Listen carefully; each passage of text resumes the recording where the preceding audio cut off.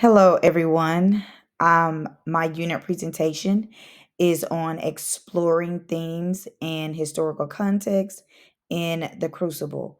Normally, when I teach the Crucible, it's over a 4 week time frame, and I normally try to teach this during the fall, closer to Halloween time, since we're going to be talking about the Salem witch trials and things like that, just to get the students a little bit engaged. So the standards that we focus on during the Crucible, students will be able, the standards and also objectives, my apologies. Students will be able to analyze the historical and social context of the Crucible and its connection to McCarthyism. We examine themes such as hysteria, reputation, power, and justice. Students develop critical thinking through their decision writing and creative projects. And their last standard, students will be able to strengthen skills in textual analysis, argumentation, and also multimedia presentation. So, some of the assessments for the Crucible, this unit is really long. These are just some of the assessments, it's definitely not all of them. The creative writing portion, we write every single day, whether it's a quick write or a diary entry, which is what I have up here. Students would normally have a diary entry from a character perspective. So what that is, for example, I've given them a handout where they have a image of as if a cell phone, as if they're texting. So they would write a if they're having to give a character an advice. For example, how would you warn a character about Abigail, since her character is so she's so conniving within the play? um or what advice would you give Reverend Paris, as someone who's looked up to from the community? So that's just some of the examples of the creative writing. And then you have the character analysis. This is once we get into the play, students know who the characters are. So with this, they normally draw an image, like an illustration of the character. Some of them, I put the image on the board and they can trace it, or they just have their Chromebook. You have students that are great artists and they're able to draw the illustration of the character. And we talk about character traits. They lay the character traits out about the characters, and also where they have the theme at the very top. Again, so for example, if I say Abigail, I keep saying Abigail because she's one of the main characters. Their theme may be jealousy, or envy, and they would have those character traits surrounding Abigail's image. Next, we would have a group discussion. So this would come at a certain part of the play where we would only focus on one act. I have my students to do a Socratic seminar.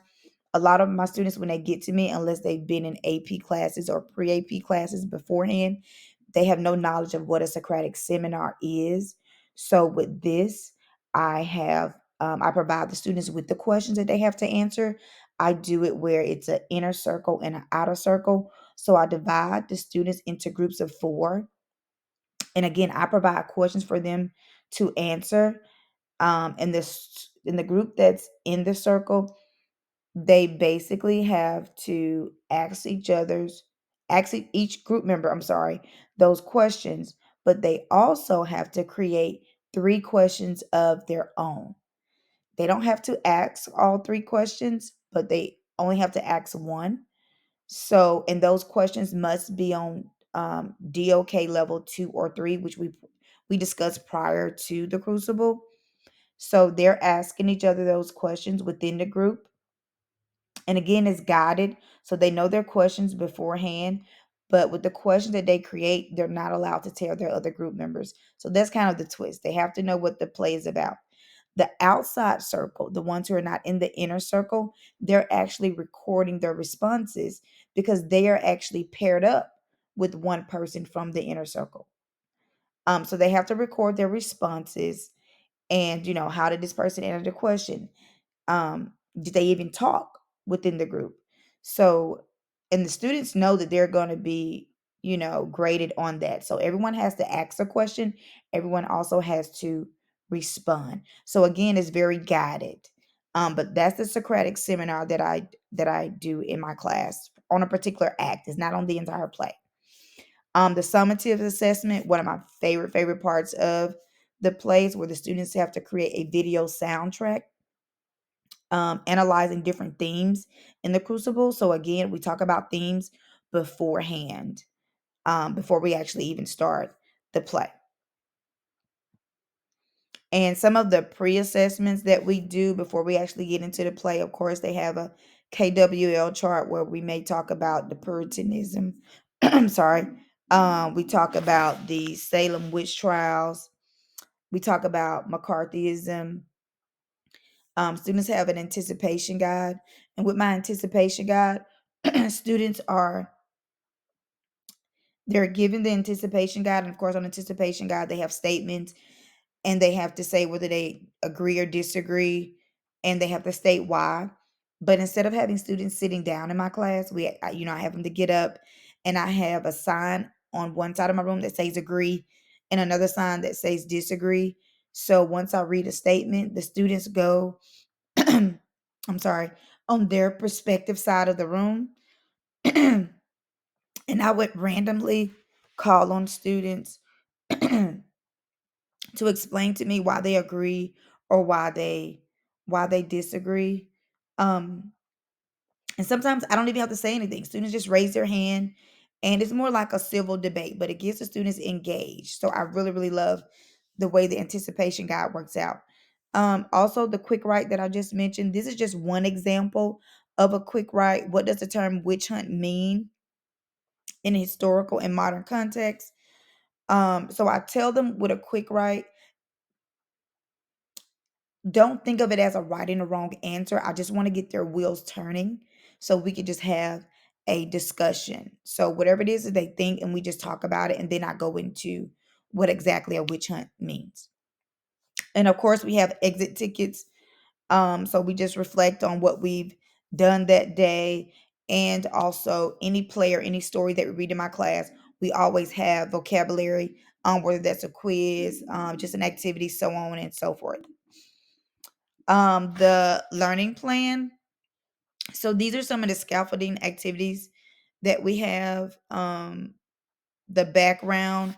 So when we talk about McCarthyism, with this, I do like a learning station. So I have students doing different activities in small group. I give them a folder with all the instructions in the folder with the standards on the front. So I would have a timer on the board, and I would, tell them my clear expectations for the group, how many minutes they have, and once this timer goes off, they need to rotate the folders because I have a large class. I don't have enough room for my students to all be moving up at the same time with the group. So I have them to rotate the folders. And it works out really well because with this is more like student led. I walk around and I check for understanding. But to see them literally open the folder, they read the directions. You have one person that may read out loud, and they passing out all the handouts and they get to going. Some will ask questions and I'll be there for that support. But most of the time, like I'm just standing there, and they're working it out. So it works out really, really well. And with this, again, it just builds their background before we actually get to the reading for the Crucible. uh Character mapping. So with character mapping, I give them a character map once we begin reading, and they basically have to connect the characters, like what character is related to who, why is this character related, I'm sorry, angry at this character. So they're able to figure it out as we read the play. Also, close reading, annotation, and discussion on key passages. So, with our textbook, we also have digital access. So, within that, it's very guided as far as their annotation. So, as we read the play or as we play the audio, there are questions like on the side of the textbook to where students have to answer within the textbook, and they also have to do, highlighting, and we discuss. And if there a particular part of the story or the play that students may have difficulty with, we do have that close read where you have um a part where it's a video, and it comes up and it basically analyzes and go through that particular part of the text, and then afterwards we discuss it. So that's a really really neat part. And then normally the person who's speaking is, it's someone their age, so that's really really good. um the last activity that they do is a video soundtrack presentation. I really really love this part. I've done this over a couple of years, but this was one of my best years.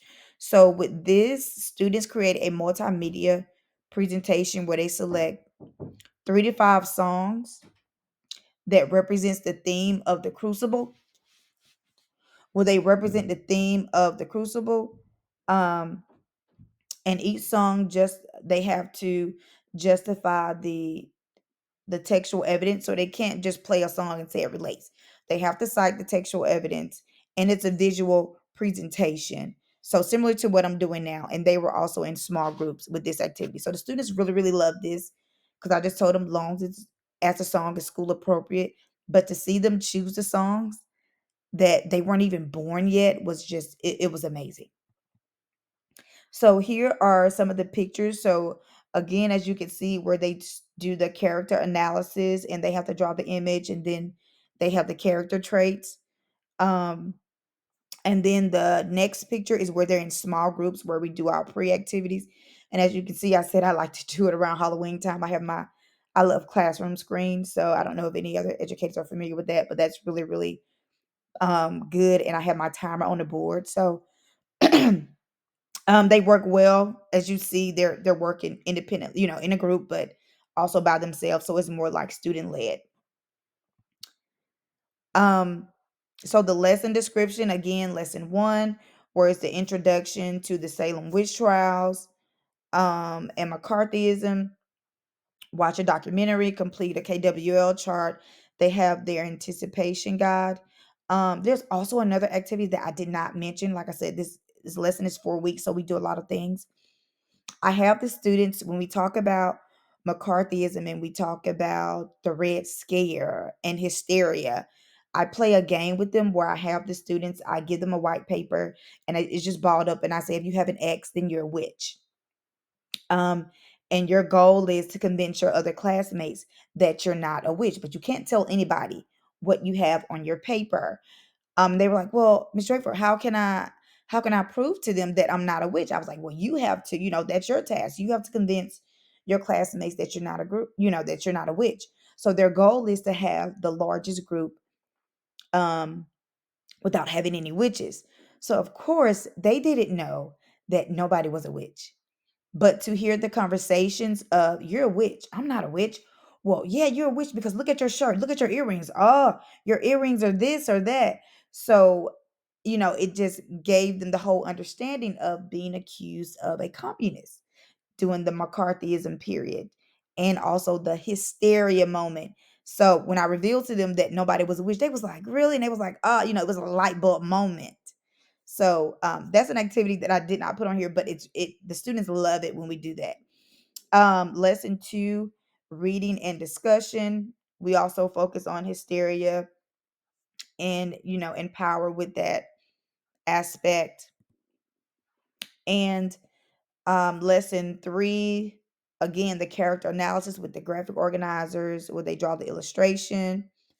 Four, the Socratic seminar, we only focus on Act 3 during this. So they have the theme of justice and reputation. So, like I said before, I provide the questions for the students, and they only have to create the three of their own. So it's very guided doing this, but it's a civil, more like a civil discussion. Um, Act 4, Lesson 5, we're viewing and we're reflecting on basically you know, the Crucible being related to communism, and just even today with the whole cancel culture, that aspect. So we talked about that a lot also too. And then the very last one is my favorite part again, is the video soundtrack presentation. So here I have an actual screenshot of one of my students' groups. So you notice the song Rockwell, Somebody's Watching Me, and I was just like, wait, what?